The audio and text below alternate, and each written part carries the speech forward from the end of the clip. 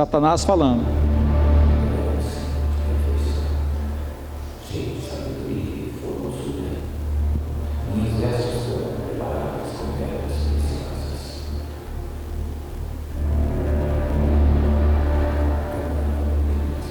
Preciosas no Monte Santo de Deus. E como querubim da guarda, minha função era guardar a glória de Deus e conduzir os louvores dos anjos. Um terço deles estava sob o meu comando.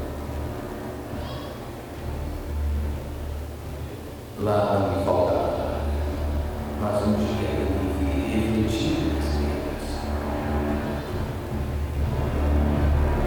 e percebi que era superior aos outros anjos em beleza, força e inteligência. Comecei a pensar então como seria ser adorado como um Deus e passei a desejar isso no meu coração.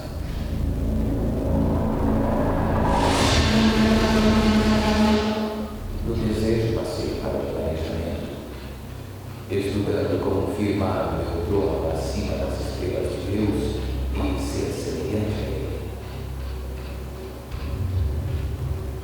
Num determinado dia eu tentei realizar o meu desejo e fui expulso do santo monte de Deus.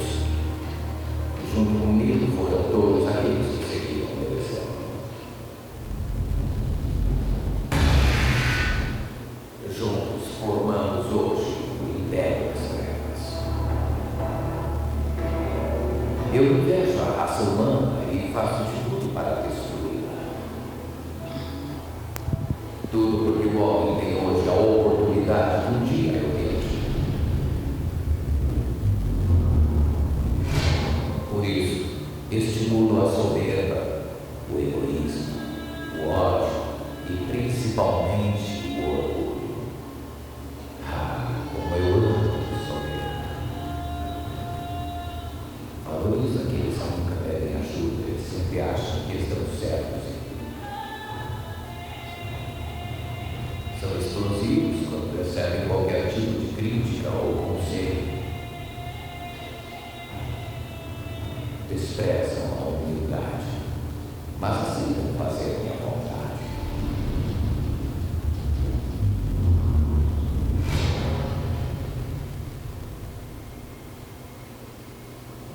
Lembro hoje quando John Lennon disse em 1966: o cristianismo vai acabar. Hoje nós somos mais populares que Jesus Cristo. E pouco tempo depois, ele levou um tiro do seu próprio fã, que quando foi preso pelo assassinato disse: agora eu sou mais famoso que John Lennon.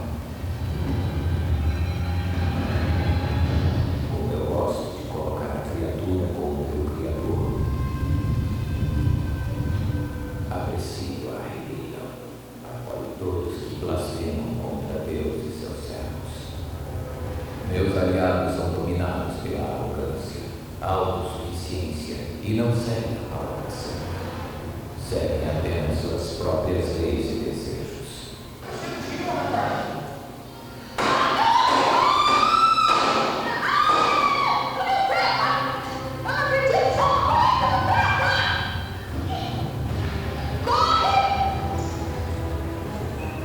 E é por ter esta causa que eu e meus anjos trabalhamos com grande empenho para que esse grupo de cegos e perdidos cresça e o maior número de pessoas venha conosco para o inferno. Usamos contra toda a raça humana a mesma arma que um dia nos derrubou: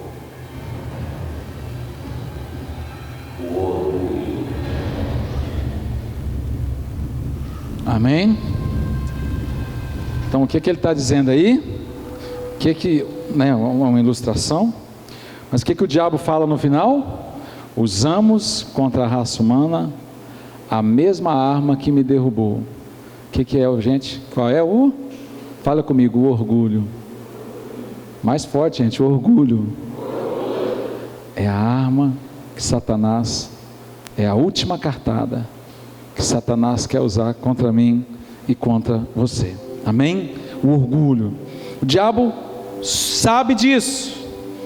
Ele não pode conhecer o coração humano, ele não conhece, ele pode saber de repente das nossas fraquezas de forma indutiva, ele não consegue saber o que a gente pensa realmente, ele não consegue ler os nossos pensamentos, somente Deus.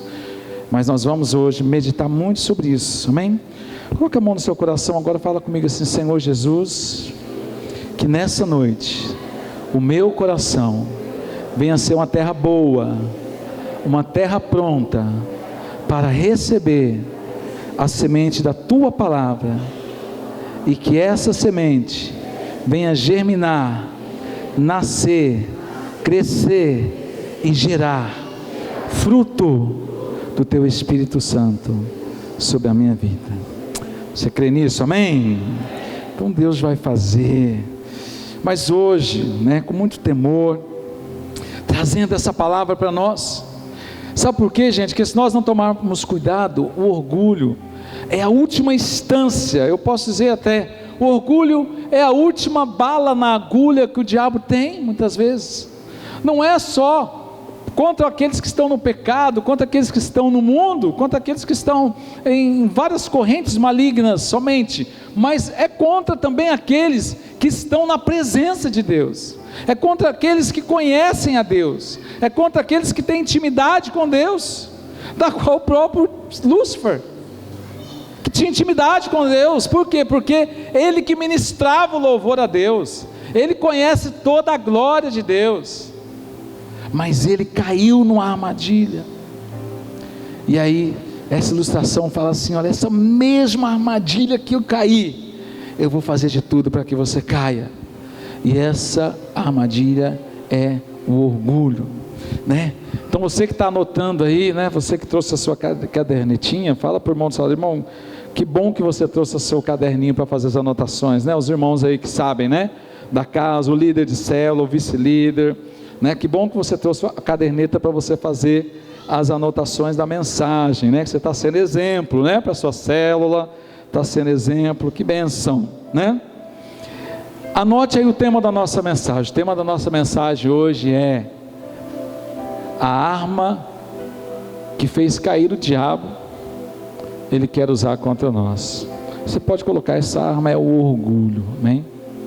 Essa arma é o orgulho. Pastor, como é que eu posso saber se eu estou sendo atacado por isso? Como é que eu posso saber se esse sentimento está vindo sobre mim, O orgulho pode nos matar. O orgulho é o pecado, assim, gente, mais propenso a impedir. Por que ele nos mata? Porque quando a gente está numa atitude de orgulho, nós não nos sentimos o quê? Não nos sentimos dependentes. E para Deus vir sobre nós, para a glória de Deus vir sobre nós, o perdão de Deus vir sobre nós, a gente tem que entender a total dependência de Deus.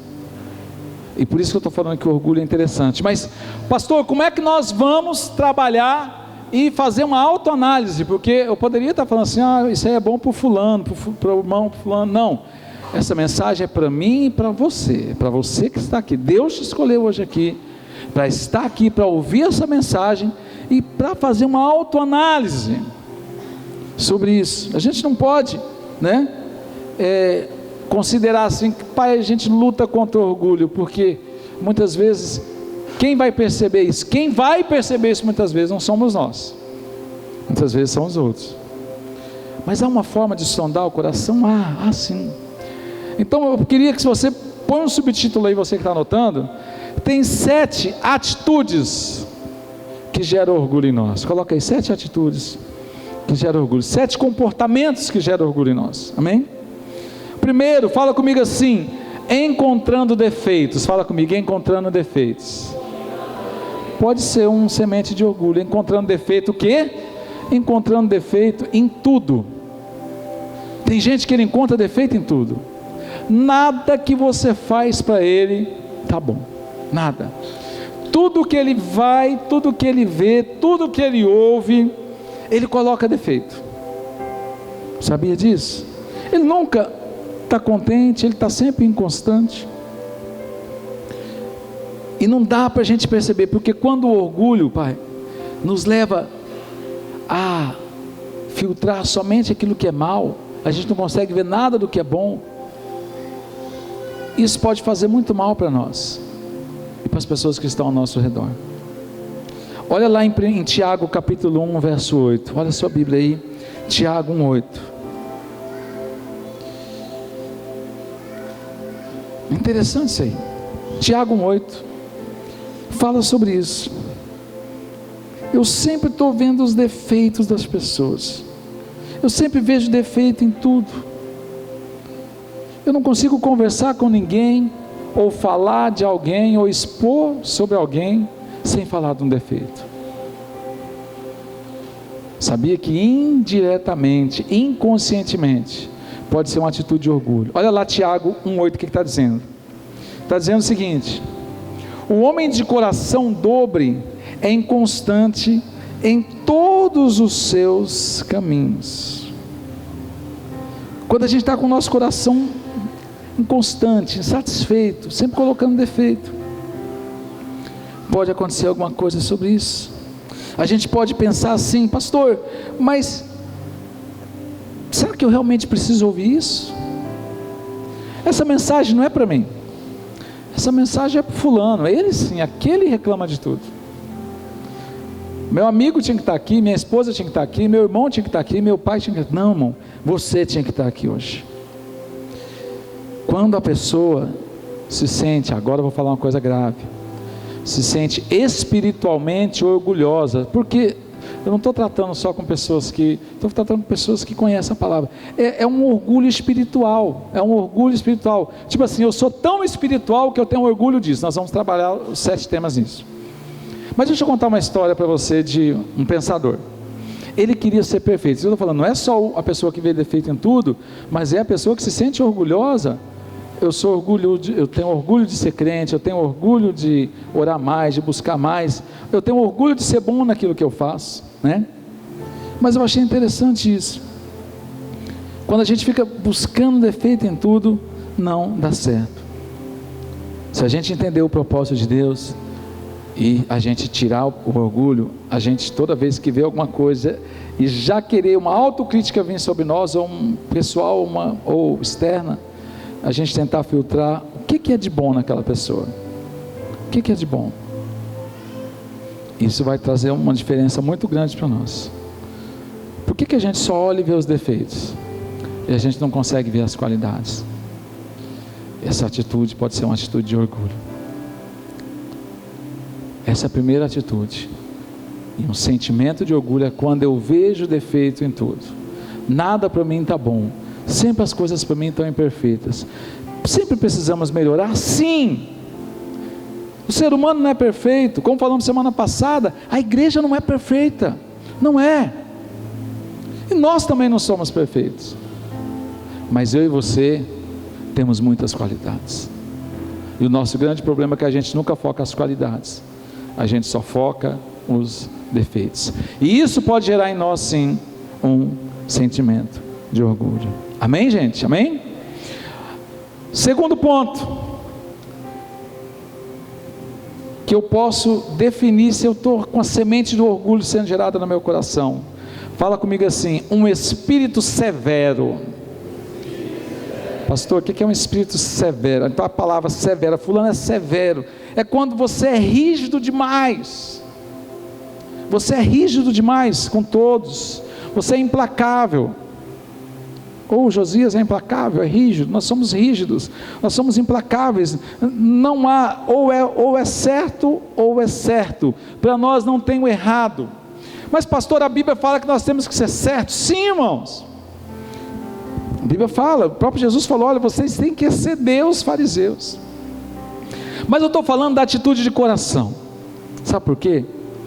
Porque quando a gente tem esse orgulho de ser severo, quando a gente é implacável, a gente pode cair numa grande armadilha, que aí a severidade em si, ela acaba sendo um orgulho. Quer ver que interessante? Olha lá em Eclesiastes capítulo 7, versículo 16. Eclesiastes 7, 16. Está falando sobre isso, sobre um espírito severo. E está falando assim: não sejais demasiadamente justos, nem demasiadamente sábio, porque te destruirás a ti mesmo. Algumas versões estão assim, nem justo demais, nem injusto demais. É como se a gente tem que ter um equilíbrio. Por quê, gente? Porque senão, por que a gente vai destruir a gente mesmo? Porque se a gente é justo demais, é severo até com a gente mesmo. Eu sei de uma história, e eu conheci um camarada, que ele é tão severo com ele mesmo, que ele é PRF, né? Ele é tão severo com ele mesmo, ao ponto que ele foi fazer um procedimento e ele alternou a velocidade, ele ultrapassou a velocidade, né? Eu estou imaginando como é que é difícil trabalhar com uma pessoa dessa. E como ele passou a velocidade, ele infringiu a lei. Então ele queria que o amigo dele multasse ele. Falou: você tem que me multar porque eu infringi a lei. Falou: cara, mas você estava num processo. Não, eu não vou te multar. Aí ele mesmo multou ele mesmo. Ele mesmo aplicou a multa para ele. De tão severo que esse camarada é, entre aspas, de tão justo que ele é. É muito cuidado, então cuidado com isso, porque essa justiça no final pode aplacar e sufocar a misericórdia. Deixa eu falar uma coisa séria para vocês aqui. Existem as pessoas, eu conheço muita gente assim, que são pessoas perfeitas, e é difícil. Os perfeitos sofrem mais. Por isso que a palavra está falando aqui, se você for justo demais, não quer dizer também que a gente tem que ser picareta, que a gente tem que ser pilantra, que a gente tem que dar um jeitinho. Não, nós estamos falando na essência de Cristo. Estamos falando na essência de Cristo. Mas eu estou falando que um justo assim, um severo assim com ele mesmo, ele sofre muito mais. Por quê? Porque você conhece de repente pessoas assim, que são pessoas perfeitas, pessoas que chegam certo no seu compromisso, pessoas que pagam suas contas em dia, temos que pagar as contas em dia, pessoas extremamente educadas, pessoas de palavra. A gente tem um costume que a gente fala assim: fulano é sistemático, né? Fulano é muito sistemático. São pessoas perfeitas, e são pessoas gentis com você, e tudo que ele faz, ele cumpre com você. Só que o dia que você errar com ele, o dia que você pisar na bola com ele, esquece. Mesmo dentro da igreja, ele não consegue mais confiar em você, ele não consegue mais perdoar você, ele corta as amizades, acabou. São pessoas extremamente sérias, extremamente certas, mas eles são tão certos que eles não admitem que os outros errem com eles, e isso gera, sim, e tem muitas pessoas dentro das igrejas assim, com esse pensamento, e pode impedir, sim, o agir de Deus na vida dessa pessoa, porque ela tem orgulho de ser certa, o orgulho de ser certa em tudo, o orgulho de ser perfeita, e o diabo vai agir nesse ponto. E muitas vezes as pessoas dentro da igreja infelizes, porque ela fica assim: gente, como esse povo chega atrasado, como esses irmãos atrasam não sei o quê, e ele acaba sofrendo, ele nem deixa Deus agir na vida dele, porque ele fica tanto olhando os outros que erraram. Alguns falam assim: eu nem vou mais na igreja, porque eu vejo tanta coisa errada na igreja, pastor, o que eu vou fazer na igreja? E ele se ausenta de Deus, se ausenta da comunhão, se ausenta dos santos cheios de erro. E até quando isso vai? Muito cuidado, um espírito severo. Olha lá em Oséias 6,6. Eu gosto dessa palavra de Oséias. Aquelas pessoas, elas têm um orgulho no seu coração, falam dos pecados dos outros com desprezo, né? Com irritação, com frustração, com julgamento. Muito cuidado, só para a gente fechar essa parte aqui. A parábola que Jesus falou do publicano e do fariseu. Enquanto o fariseu estava assim: Senhor, obrigado, Deus, porque eu não sou igual a esse aí, esse adúltero, esse imundo, esse mentiroso, esse drogado. Obrigado, Deus, porque eu sou perfeito, eu não peco, eu sou fiel em tudo. Muito obrigado, Senhor. Agora esse é um coitado, eu não queria ser igual a esse aí. Aí Deus fala para esse camarada assim: olha, eu não aceitei a tua oração, porque o outro estava lá assim: Senhor, tem misericórdia de mim, Senhor, porque eu sou tudo o que ele falou mesmo, eu sou tudo o que ele falou. e um pouquinho mais ainda, algumas coisas ele esqueceu. Mas eu te peço, tem misericórdia de mim.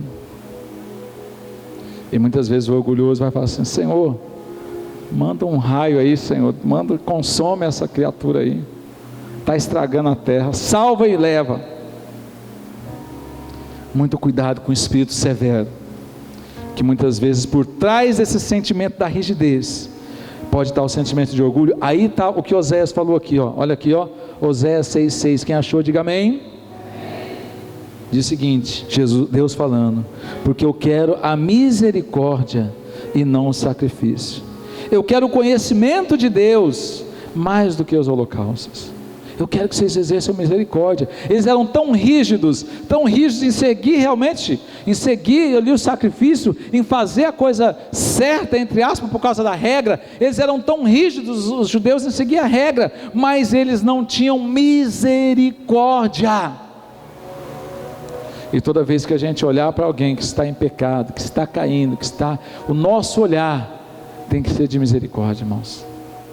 Porque se for de desprezo, e se for de asca, e se for de separação, a semente do orgulho já tocou no nosso coração.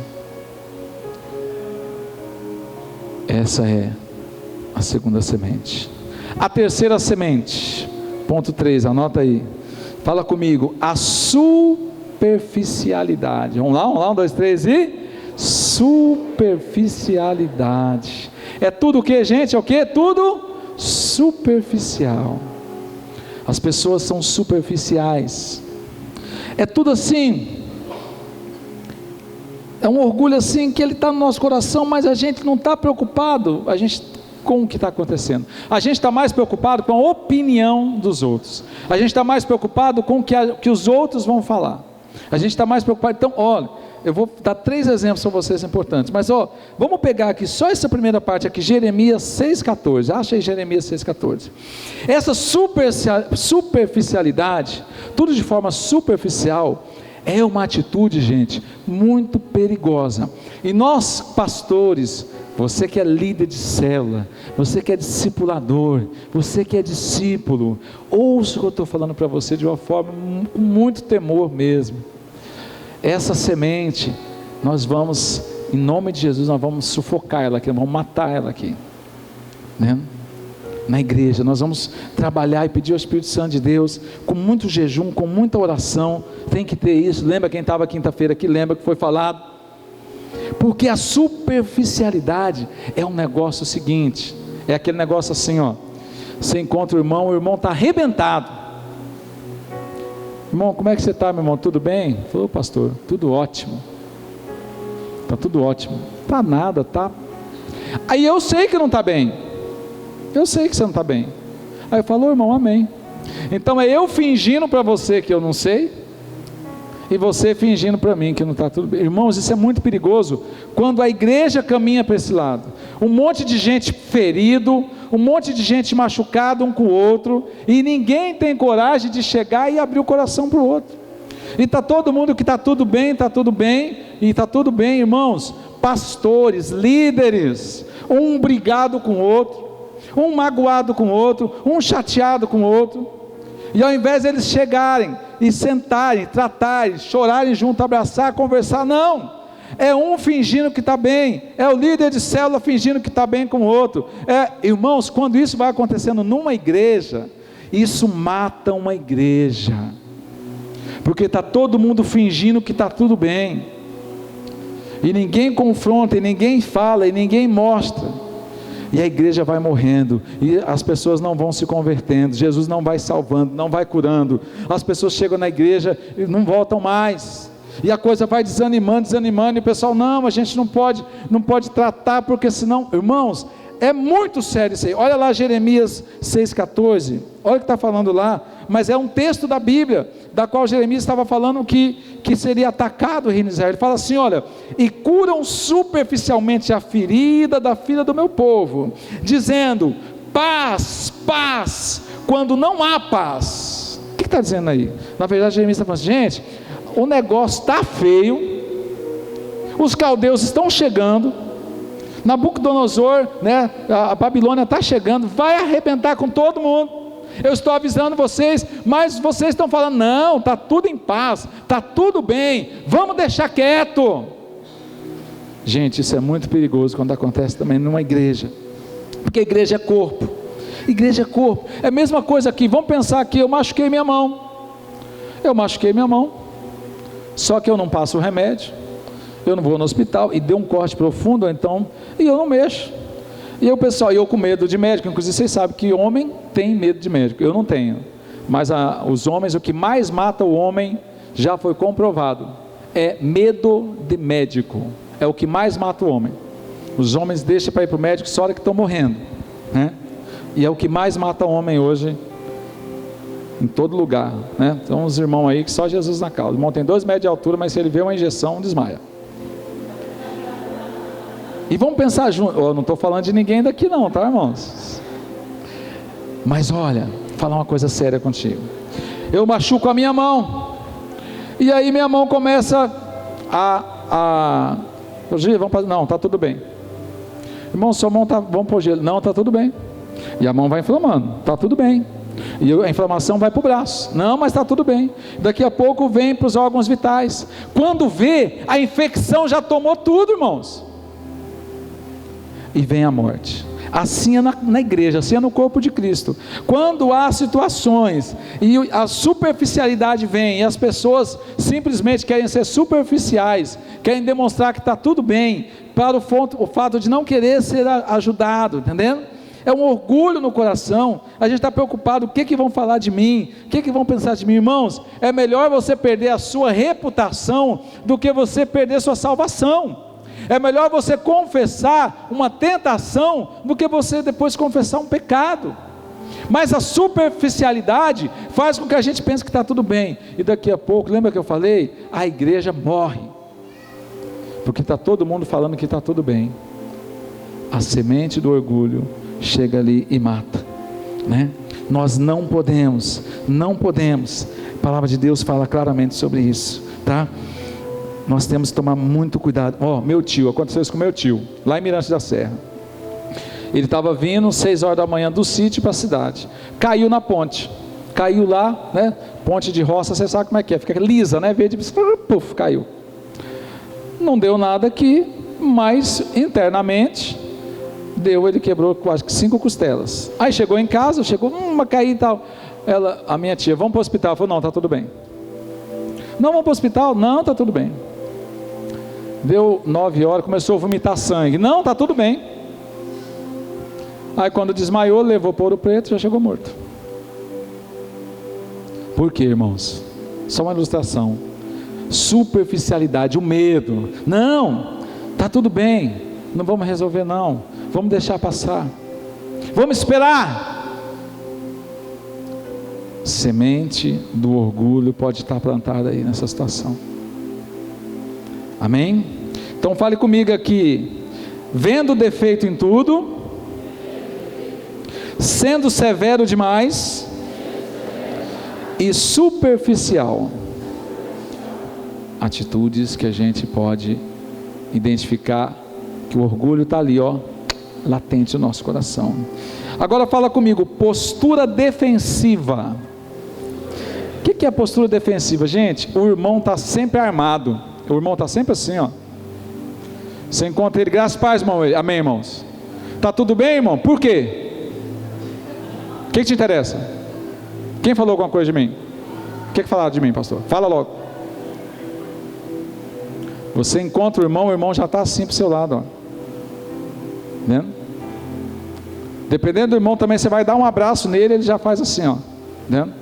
Tem jeito, tem uns irmãos, quando ele quer correr de mim, aí eu vou lá, grudo mesmo no irmão, só solta que ele começa a desesperar.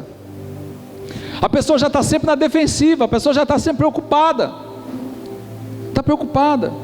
aquelas pessoas que se firmam somente na força da justiça de Cristo, muitas vezes assim, num local confiante, ele fica assim, com medo, falou, não pastor, eu estou numa dificuldade aqui, eu não consigo entender, eu já passei por muitas decepções, o senhor não sabe da minha história, o senhor não sabe o que eu já sofri, que o senhor não sabe que eu já passei na mão de líder, de pastor, que o senhor não sabe. Então, irmão, a pessoa passa pelas frustrações e ela fica na defensiva. ela fica armada, toda vez que você encontra ela, ela está armada. E se falar alguma coisa com ela, ela já vem com as pedras na mão, ela já rasga o verbo, e ela já fica revoltada, ela não aceita a correção, não aceita a correção. Sabia disso? Tem pessoas assim, que não aceitam a correção. Por mais que você vai falar, você tenta conversar, você tenta convencer, e a coisa fica pior. Olha lá Romanos capítulo 2, versículo 5. Romanos 2, 5. Romanos 2, 5. Quando nós temos um coração muito duro, um coração que não aceita, tem uma frase bíblica que eu acho legal, assim, esse povo é um povo de dura cerviz. Esse povo eles não se submetem. Eles não conseguem entender o propósito de Deus. Romanos 2, 5. Quem achou, diga amém. E Romanos está falando o seguinte: mas segundo a dureza do teu coração impenitente, entesouras ira para ti, e no dia da ira e da manifestação do juízo de Deus. Deixa eu falar uma coisa para você. A pessoa, toda vez que a gente rejeita a correção, gente, a Bíblia fala que aquele que rejeita a correção, aquele que rejeita Deus, atrai para si a ira de Deus. Toda vez que eu rejeito a Deus e a palavra dele, o propósito dele, por mais que eu tenha os melhores argumentos do mundo, gente, hoje o mundo está cheio de argumentos. O mundo está cheio de argumentos. O mundo está pregando uma coisa, a Bíblia está pregando outra. A novela está pregando uma coisa, a Bíblia está pregando outra. Os filmes estão pregando uma coisa, a Bíblia está pregando outra. As músicas de sucesso estão pregando uma coisa, a Bíblia está pregando outra. Não adianta, nós temos que escolher entre o que o mundo fala ou o que Deus fala. Não adianta.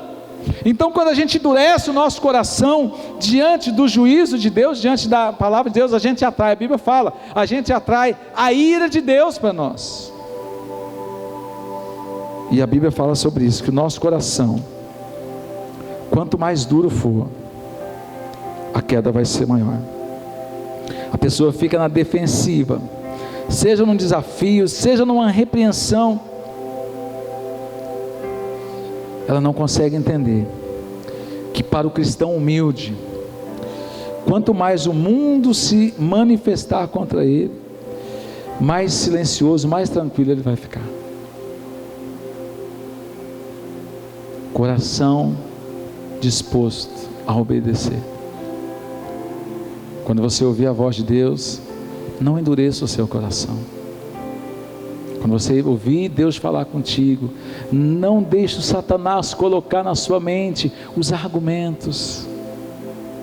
Simplesmente se prostre. Como começar a campanha agora quinta-feira, que é a campanha das muralhas de Jericó, e a gente começa com um texto lá que fala de Josué, quando o anjo do Senhor apareceu para Josué, e na verdade aquele anjo era o próprio Cristo, e Josué tinha 600 mil homens, então era muita gente, ele não conhecia. Mas ele viu aquele soldado e ele falou assim: olha, você é um dos nossos. Aí o anjo falou, o soldado falou, eu sou. Naquele momento a Bíblia fala que Josué se prostrou em terra, se submeteu àquele soldado, porque entendeu que ele era algo de Deus. E o próprio Jesus, da qual se fala que aquele anjo era o próprio Cristo, Senhor dos Exércitos, falou assim: olha, tira a sandália dos seus pés, porque o lugar onde tu pisas é santo. Josué entendeu, Josué se submeteu. Quando nós fomos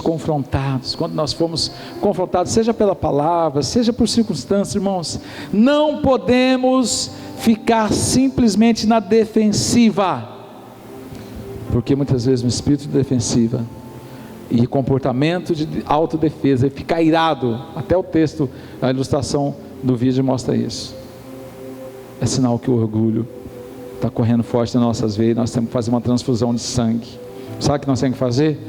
Tirar o sangue cheio de pecado, cheio de orgulho, de soberba, e transferir para nós o sangue de Jesus Cristo, que nos purifica de todo o pecado. Amém? É o que nós precisamos, o sangue de Jesus sobre nós. Amém? Quinto ponto, coloca aí, coloca assim: presunção diante de Deus. Coloca aí, presunção. Pastor, o que nós vamos falar sobre presunção? A presunção, gente, é quando a gente não consegue entender o que é que Deus quer para nós. Se você olhar lá em Salmos 10:4, olha lá, Salmos 10:4. E fala uma parte interessante. Fala o seguinte: pela altivez do seu rosto, o ímpio não busca a Deus, e todas as suas cogitações são que não há Deus. Isso aí é uma atitude do quê? De uma pessoa presunçosa. A presunção é quando verdadeiramente a gente questiona, quando a gente fala assim: será que isso é mesmo? Acho que não. Há controvérsias nesse negócio aqui. O pensamento, a presunção, a gente não pode deixar isso. As pessoas não conseguem entender que ela até parece ser humilde, mas na verdade essa humildade dela é um sintoma de orgulho. Deixa eu explicar uma coisa para vocês que é interessante. Vamos pensar aqui. Eu tenho um exemplo que eu já contei para vocês, esse exemplo aqui, mas é até aquela palavra assim: rapaz, eu tenho orgulho de ser santo. Quando eu entendo o propósito, mas eu não consigo mais filtrar. Tem um exemplo interessante. Aconteceu com a minha esposa, muitos anos atrás. Ela foi na igreja, e lá na igreja tinha usos e costumes, né? As mulheres de um lado, o homem para o outro, não passa maquiagem, não passa nada. Ela passou um batonzinho bem leve, vou passar só um batonzinho para, né? Levezinho, tirou o brinco e tal, foi de saia para a igreja tal, e ficou lá junto com as mulheres lá. E teve um momento de oração, ela foi junto com a minha mãe. Aí tem um momento de oração que ela fechou o olho e ficou orando. Só que quando a gente fecha o olho, o nosso ouvido fica mais aguçado, né? Aí diz que ela, com o olho fechado orando, ela olhou, alguém cutucou a outra e falou assim: a outra ali, ó, orando de batom.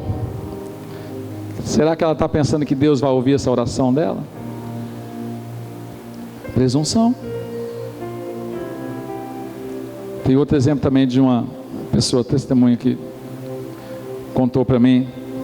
Ela foi numa loja, ela é companheira de várias lojas, a patroa não é crente, a patroa tinha de várias outras igrejas, das funcionárias que são crentes. E aí a patroa falou assim: eu já fui na igreja da fulana, a igreja da fulana que me convidou, na sua igreja também. Aí eu olhou para ela e falou: rapaz, eu nunca fui na sua igreja, fulana, você nunca me convidou para ir na sua igreja. A moça nem crente é, a patroa dela. Ela olhou e falou assim: quem é a senhora para ir na minha igreja? Quem é a senhora para ir na minha igreja? A senhora não é digna de ir na minha igreja. É isso que ela estava falando. Pessoas, por isso que eu falei para vocês, lembra que eu falei para vocês? Pessoas que se dizem são tementes a Deus. Pessoas que vão na igreja todo domingo. Pessoas que leem a Bíblia, pessoas que oram. Lembra do que o vídeo falou? O que o diabo falou? Falou: olha, aquilo que me destruiu é o que eu vou usar para destruir você. Porque muitas vezes, irmãos, nós estamos na igreja, nós não temos mais o pecado que a gente pecava antes, não temos mais uma vida de adultério, de drogas, de álcool, aquela parte do mundo não existe mais para nós. Nós temos uma novidade de vida, nós temos um padrão diferente de vida, um padrão saudável, um padrão tranquilo, um padrão de Deus. Só que Satanás não consegue mais atingir nessas áreas, que a gente, quando fala de pecados na face de Deus, a gente só pensa adultério, sexo, pornografia, drogas, assassinato, roubo, e muitas vezes o diabo vai atingir nessa pequena área da nossa vida, chamada orgulho. Até aquele negócio: eu tenho orgulho de ser santo. É trabalhar isso. Vou contar o último exemplo. Um rapaz, ele queria muito buscar a Deus, e ele queria rejeitar todas as tentações do diabo, e ele falou: para mim rejeitar tudo, eu vou para um deserto, eu vou onde não tem nada para me ver, não tem nada para me ouvir, eu só vou glorificar a Deus, exaltar a Deus, sentir a presença de Deus, ter comunhão com Deus. E ele sozinho no deserto, orando, clamando a Deus.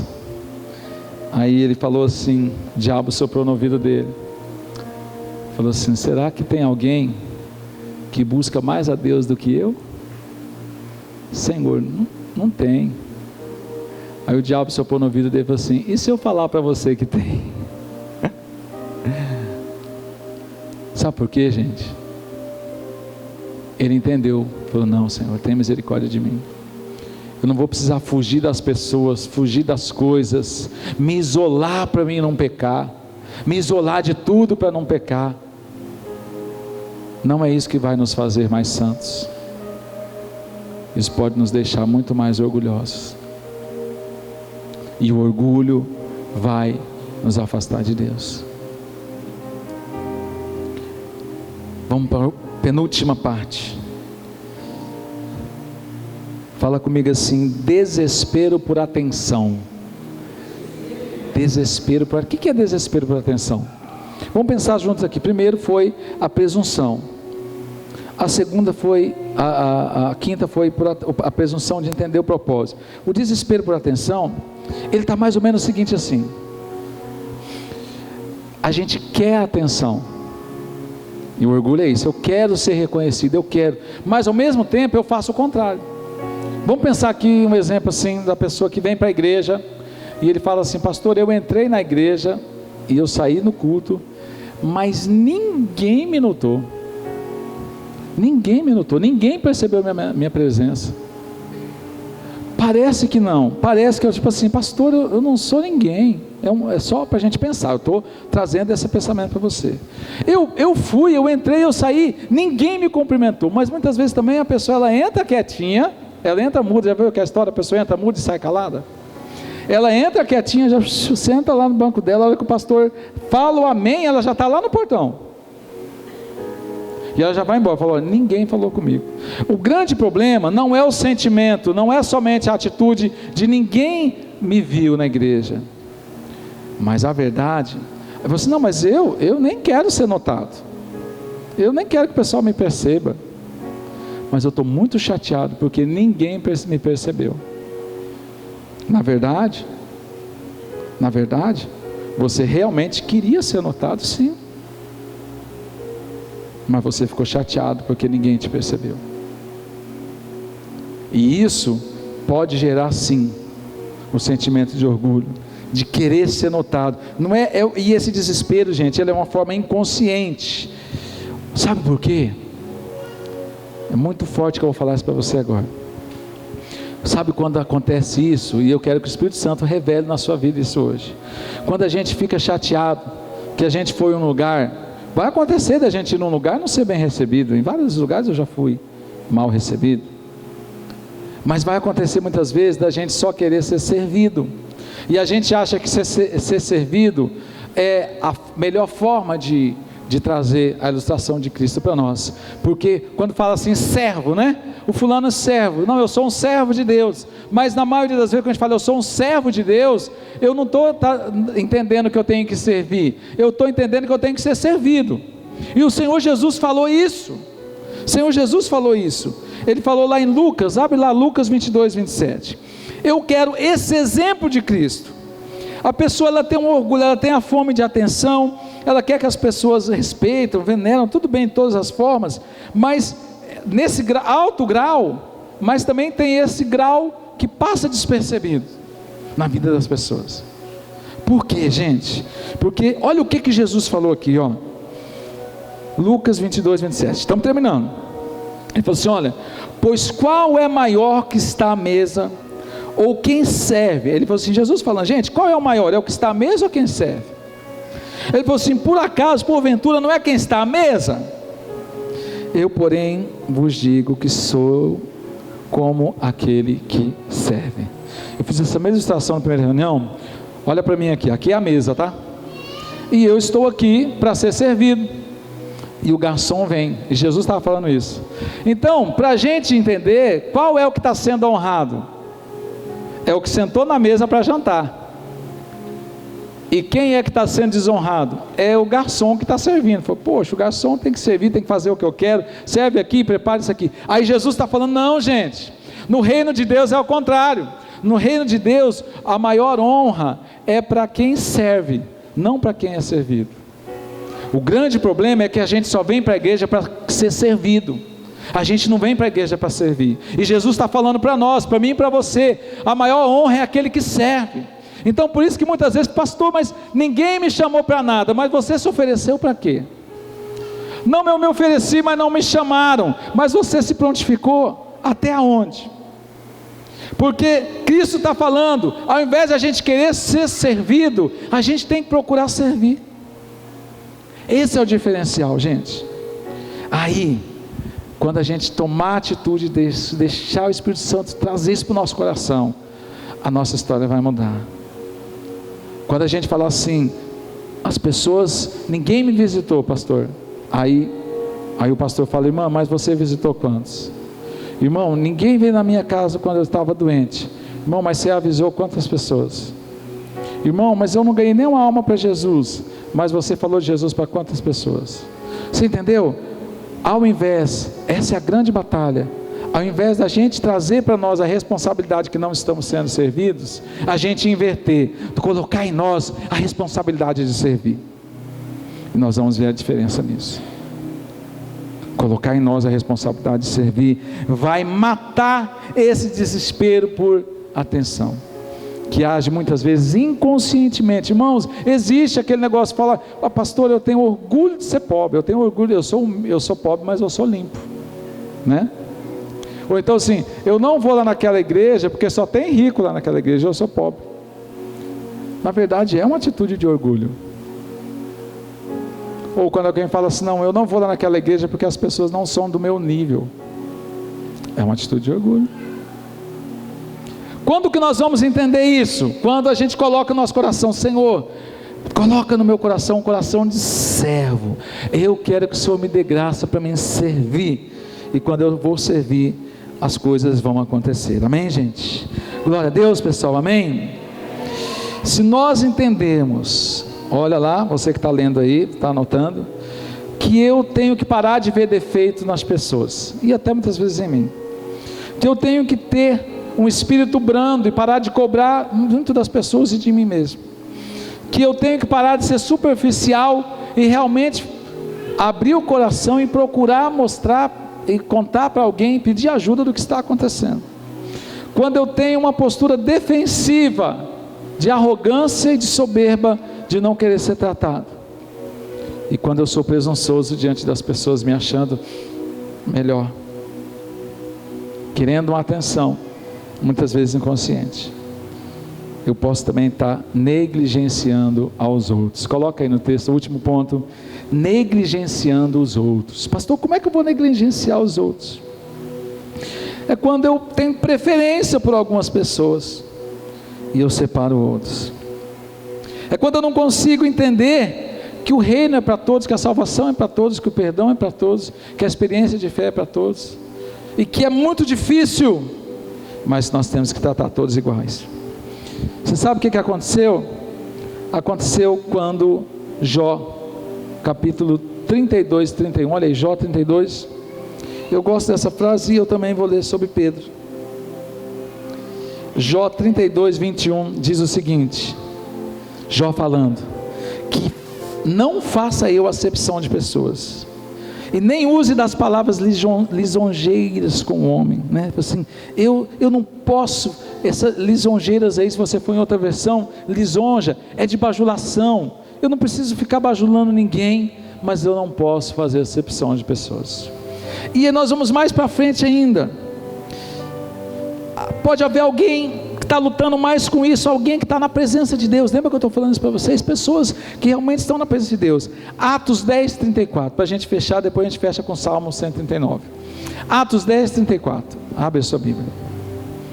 Olha, se nós não tomarmos cuidado do nosso coração, nós vamos ser sempre seletivos, e quando a gente age com seletividade, mesmo que inconscientemente, é um grande momento da gente falar, Senhor, sonda o nosso coração, sonda o nosso coração. Olha o que está falando aqui, isso aqui o próprio Pedro teve essa experiência, olha lá, Atos 10, 34, achou? Amém? E está dizendo o seguinte, e abrindo Pedro a boca, disse assim, reconheço por verdade que Deus não faz acepção de pessoas. Fala comigo assim, vamos lá. Reconheço por verdade que Deus não faz. Sabe quem falou isso? Foi Pedro. Sabe por que Pedro falou isso? porque o centurião Cornélio, que era um homem romano, ele estava orando, jejuando.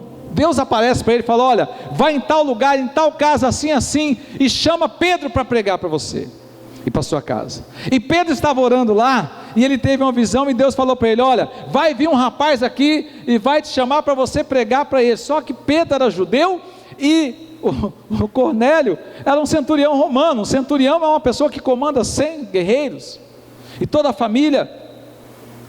E Pedro falou: como que eu vou lá? Ele é de outra raça. Na época, um judeu não podia entrar dentro da casa de um romano.